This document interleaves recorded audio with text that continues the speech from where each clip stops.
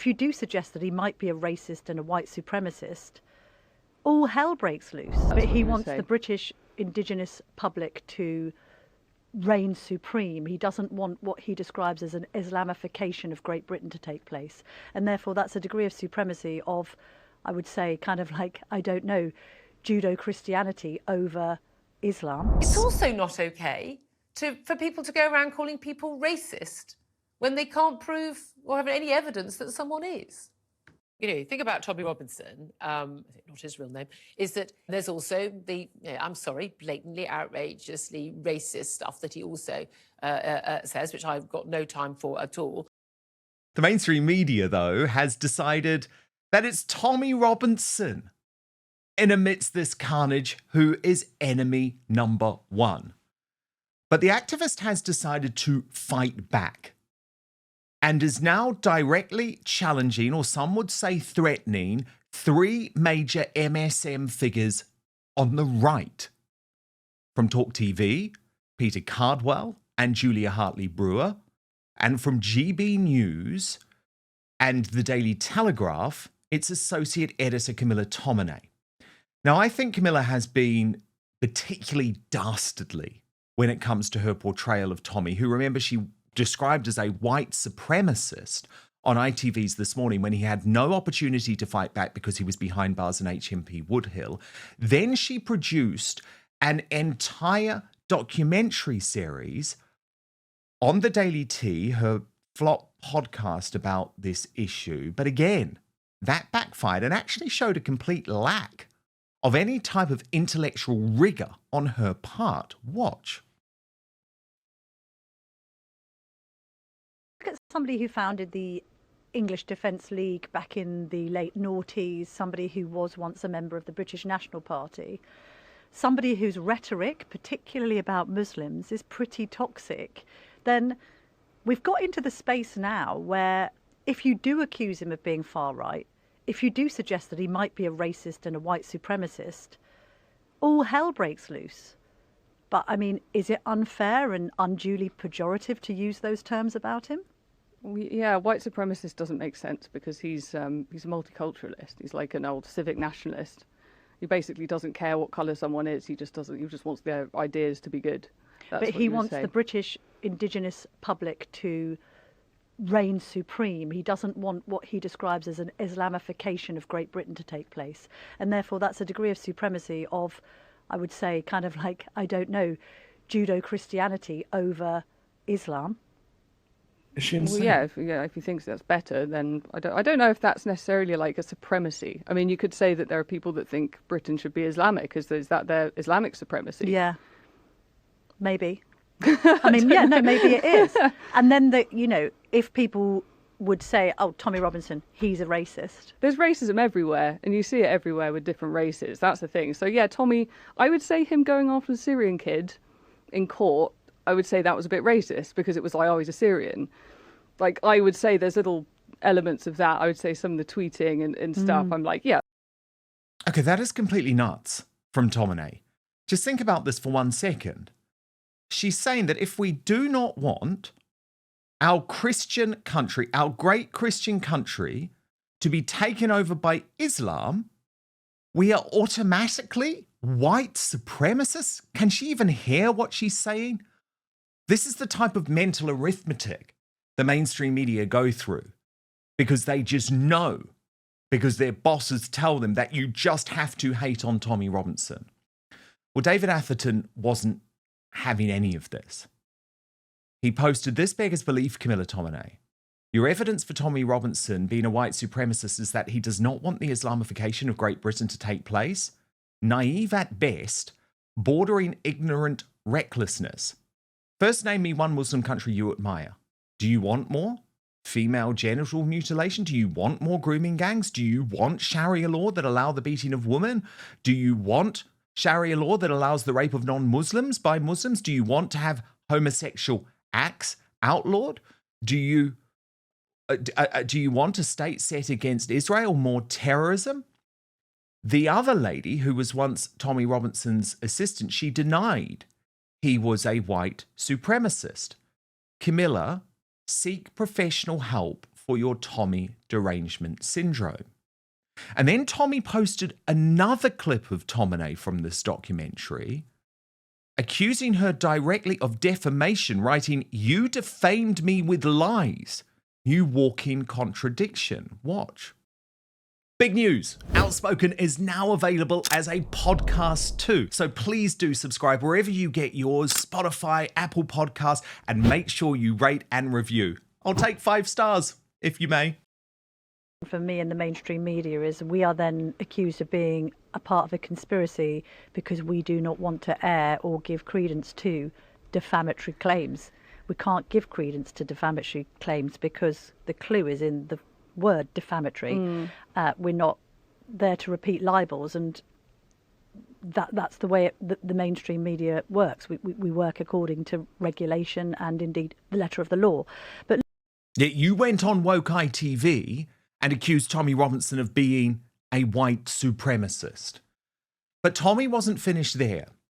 He also described Julia Hartley-Brewer of Talk TV as a walking contradiction and asked her to apologise for lying about me. That was in response to this. It's also not okay for people to go around calling people racist when they can't prove or have any evidence that someone is. You know, think about Tommy Robinson, not his real name, is that there's also the, I'm sorry, blatantly, outrageously racist stuff that he also says, which I've got no time for at all. These are terrible words to bandy about without any evidence, with any good cause.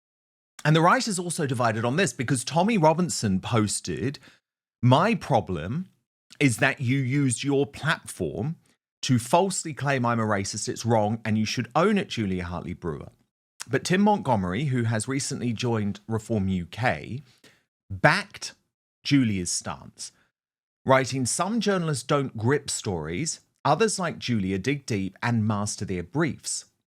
Like Nigel Farage, she's informed and wise enough to know that Robinson's unlawful weaknesses and violent history can't justify his occasional but often lucrative bravery on, quote, some issues. But only some. Reform would have no chance of maintaining the trust of traditional law-abiding Brits, especially women, if Nigel Farage had allowed the alt-right to bully him into Robinsonising the party at any number of junctions. And my God, what's happened to Ben Habib? I always perceived him as reasonable, and he knew if the next step rightward was too far. How wrong I was. His vanity party has eagerly, perhaps desperately, embraced Tommy Robinson. Case closed, my lord." Tommy then turned his attention to Peter Cardwell, who also went on Talk TV when he was behind bars and accused him of being racist. But in a new post on X, he said, "What you saying, posh boy Peter Cardwell? All these fake news merchants are finally being exposed.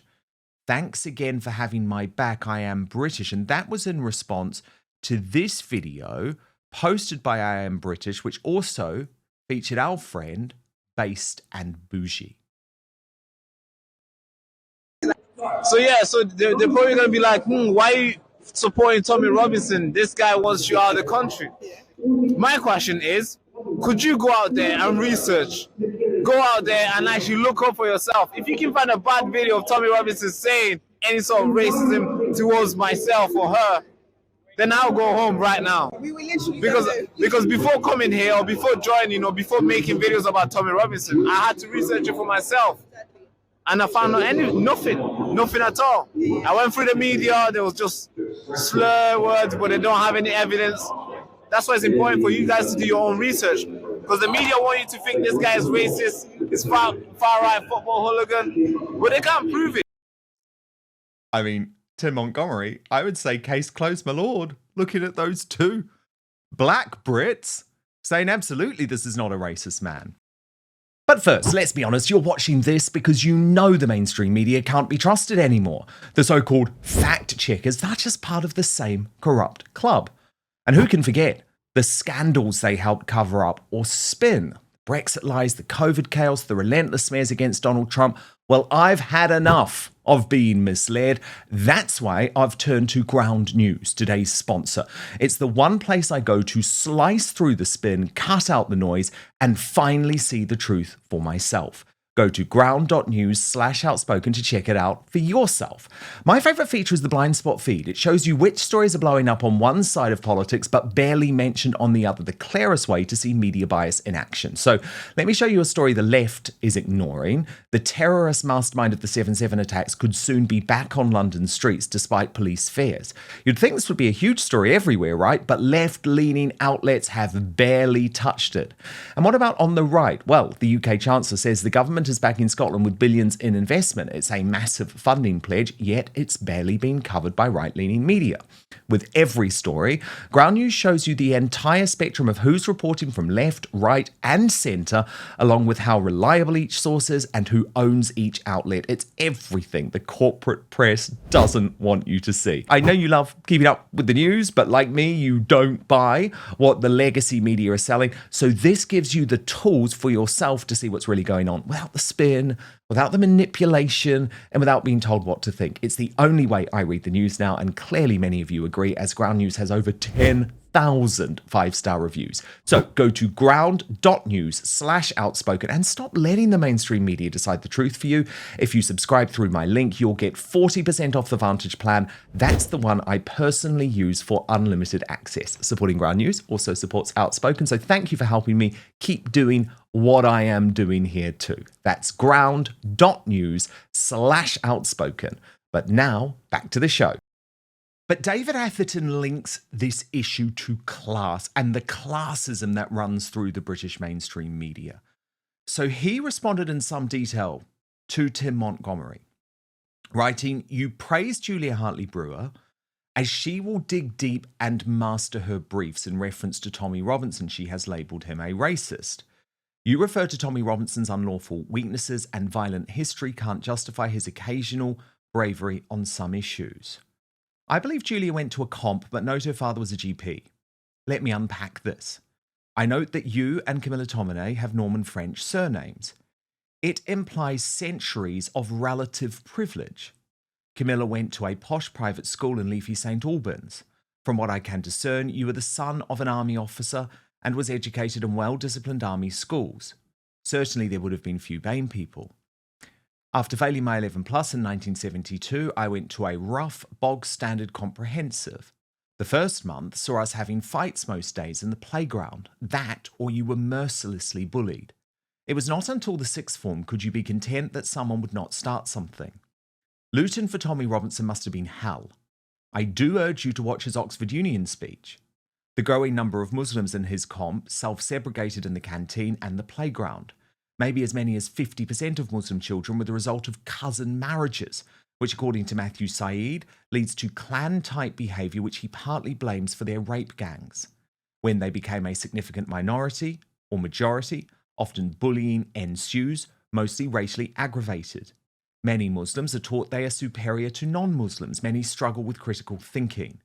I lived in Clapton, just off Murder Mile and Leytonstone for 30 years. 1 phone snatch, 2 attempted muggings at knife point, and an unprovoked racially aggravated kicking from 5 South agents in Bethnal Green. I endured many other aggressive situations when I had to be prepared to have a fight if I could not run away. Tommy Robinson has received 12 Osmond letters informing his life is in imminent danger.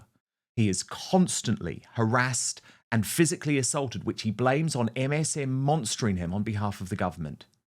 You are the Dr. Jekyll who turned Tommy Robinson into a Mr. Hyde. On a council estate, you might reach the end of your tether as your neighbours play at full blast Abdullah's greatest hits. The noise permeates your thin walls. You have work in the morning. You brush past the drug dealers going down the stairwell to get into your white van to go to work. Your daughter was sexually assaulted in the local park as a failed grooming exercise was thwarted. Older people are too afraid to leave home after 8 p.m. I have said to his face, you are sometimes the architect of your own downfall, a flawed character but on balance a force for good. He shrugged his shoulders. We live in a different world. If you do not have an aggressive instinct to survive, you will lead a miserable life and dangerous one too. When the government, MSM, civil service, the legal system, police and the public, many incited by gaslighting, who either want you dead or physically and mentally disabled, how are you expected to react? The great Nelson Mandela was not jailed for 27 years for opposing apartheid, but for planting bombs in department stores targeted to kill civilians. The ANC was an internationally prescribed organisation like Hamas. Jerry Adams of Sinn Féin and the RIA was similarly rehabilitated. Maybe we need some Christian forgiveness and rehabilitation of Tommy Robinson. His message is important. To my superstar panel now, Godfrey Bloom and Father Calvin Robinson. So Father Calvin, Tommy is now coming out fighting against these mainstream media critics who have described him as racist, especially when he was behind bars and unable to fight back. Most egregious appears to be Camilla Tominey, who is not backing away from her claim on the Daily Telegraph that he is a white supremacist for not wanting the Islamification of the United Kingdom. Yeah, I think David Atherton is spot on with his analysis, and I'm not a reverse snob. I don't like categorizing people in that way, but it does seem to be a problem with our old-fashioned aristocracy. It is elitism in that they look down their nose at people like Tommy. And actually, this isn't even about Tommy Robinson. This is about all of us. This is about Brits. This is about Englishmen who want England to be English and remain English, and that's a good thing. You notice in her video, she said, "Oh, yeah, of course he's white supremacy. He wants Britain to have a British culture and be Judeo-Christian, and rather than the Islamification." Yes, that's an ordinary thing for people to want. It's an ordinary thing for people to want Britain to remain British or England to remain English. It's an ordinary thing for Christians to want their Christian country to remain Christian. That's not white supremacy. It may be cultural supremacy, but yes, not all cultures are equal, and we have a right to want to protect our own culture. Now, I don't think she would go to China and say, "How dare you think Chinese culture it should remain Chinese? How dare you? You should have more British people over here," because it would be ludicrous. It would be stupid, and that's what it is. It's a stupid argument from the elite who they denigrate anything of our own for some reason. There's this old-fashioned guilt from the British Empire because they've been taught that it was wrong for so long, that of course it was the greatest good in modern history, spreading the English language, the Christian faith, hospitals, infrastructure, from railways to hotels, hospitals, charities, schools. It's ridiculous that anyone should have any guilt from spreading good things around the world because of the bad things that also went along with it, because we are all human. As a result of the fall, we're all sinful, and so yes, we do good things, but we also sometimes do bad things, and to do away with all of the good history and to hold on to only the bad, that's what is happening with our elite. And so they can't understand when ordinary working class people still celebrate our country, our values, our culture, our faith, our heritage. They can't understand that because they hate it, because they hate themselves with their inward pathetic guilt. They need to get over it. And Camilla Tominey is a prime example of that, sitting there on her high horse, looking down her nasal at, not at Tommy, at all of us. She's looking down her nose at all of us when she says, how dare they think they're supreme and want to have British culture and Christian faith and not want Islamification. Yeah, if that makes me a white supremacist, then perhaps I'm a white supremacist, because I want Britain to remain British. I want it to remain a Christian country. I don't want to see it Islamified. I think Islam is evil. It's a toxic ideology. I don't want any more of it in my country.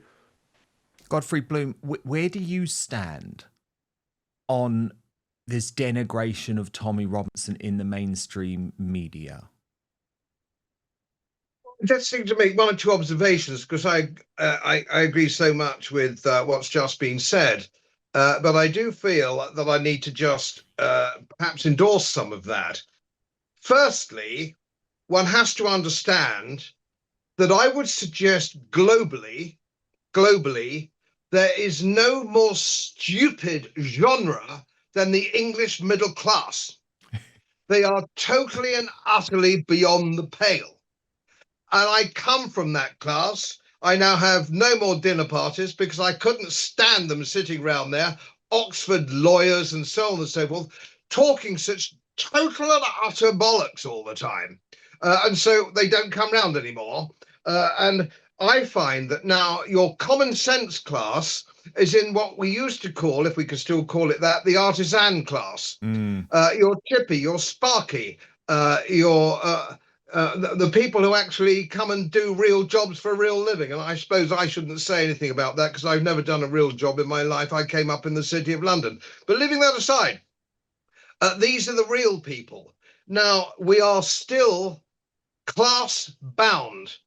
And it's not the aristocracy per se, the new aristocracy, because the aristocracy and the working classes used to rub along very well. And you only need to know that if you go to a race meeting or you go to anything like, horticultural events or country sports, they get on very well. Your problem is the middle class. And it's been going on for a very long time. And of course, the people like Julia Hartley-Brewer, and you've run through that, you've run through their backgrounds, the Daily Telegraph writers, so on and so forth, are totally ghastly people. And I'm afraid that's how it is. And of course, I don't often quote Karl Marx, but everything is a class struggle. And if you think about how Margaret Thatcher was on the outside of this, because she was the daughter of a grocer in Grantham. And she was hated because of that. It seems to me this country can't shake it off. So I've not really understood any of this. And of course, Tommy Robinson is working class. Well and truly. Which means they hate him straight away. In much the same way that class structure, and of course, I think it was George Bernard Shaw, said that as soon as a man opens his mouth, his fellow Englishmen will hate him because he'll find an accent there. He's got a chip on his shoulder, or what it happens to be. It's a class system, and it's been going on sadly for a long time. And I don't believe that we can do anything about it because it's just as inbred prejudice. It's a prejudice that the middle class have against the working class. And they're always chippy on their shoulder because they're aspirational, the middle classes, but they can't get in to the upper middle classes or the aristocracy. They're stuck in the middle. And I would counsel everybody to dig out an old copy of Jilly Cooper's book, Class, and it will tell you exactly how it works. And I'm something of a people watcher on this. I came from a middle class. My father went to a public school. My grandfather went to a public school. We come from an officer class. I was an officer class myself. My mother came from the sergeant's mess in the WAF in the war. And I wish to God I could have got into the sergeant's mess, but I wasn't good enough. But it was easier to get a commission. But there we are. I think you're spot on, and it's actually a spiritual battle. It is because the working classes were always invested in the town, right? So up until just over 100 years ago, the working classes worked for the manor, for the estate, and the aristocracy ran the estate and the manor, and they worked hand in hand together. The whole area could not run without the working class and the aristocracy. And then cities started to be built up, and the middle class started to come along, and it was the attitude of envy, which is what we see in now. We call them the woke or the virtue signalers. The attitude of envy. They wanted what the aristocracy had, and so they thought they could get it with new money, and so people made themselves rich in order to gain a lifestyle that wasn't their place to have. When we had everyone working together, everyone knew their place, and just saying those words is going to rub people up the wrong way, but everyone knew their place because they knew how to contribute to society, because we all have an obligation, a service, a debt of gratitude to each other to work together to make this society a whole, a better place for all of us, and the middle class disrupts that. But I will just put in a good word for, I adore Julia Hartley-Brewer. I think she's a wonderful woman. She's done a lot of good work over the years fighting against all of this stuff. But what a lot of people don't realize is that when you're told this day in, day out, Tommy Robinson, racist, of course you start to believe it. Unless you sit down and actually look at the facts like those two young black kids did, unless you look for the facts yourself, of course you're going to believe it. I believed it for a long time. When I was growing up, I was like, of course he's a racist. Like, yes, we of all course. know that, right? And we're never going to agree with people who we respect on everything. You know, I'm never going to agree with Julia Hartley-Brewer on everything, even though I do have huge respect for her. What was interesting, though, in my interview with Tommy Robinson from Friday's Outspoken, he did say that Julia used to be in touch with him quite a bit. Now, I haven't asked Julia about that to know if that's true or not. But obviously, if it is, it does suggest that maybe she's either changed her view or potentially because she's having to operate within that MSM system. And I know how difficult that is. Maybe she's come under some pressure, but we don't know. Personally, I'd love to see the two of them in a room. I'd love to host a debate between the two of them. I actually think that they would end up agreeing on most things and certainly getting along very well. Thank you so much for watching Dan Wootton Outspoken. Please click on my face just to the bottom left to subscribe to this brand new independent news source and turn on the notification bell so you'll be alerted to our brand new live shows, uncancelled interviews, and special royal episodes. Outspoken is also now available as a podcast, so you can listen to the show every weekday on the go, wherever you are.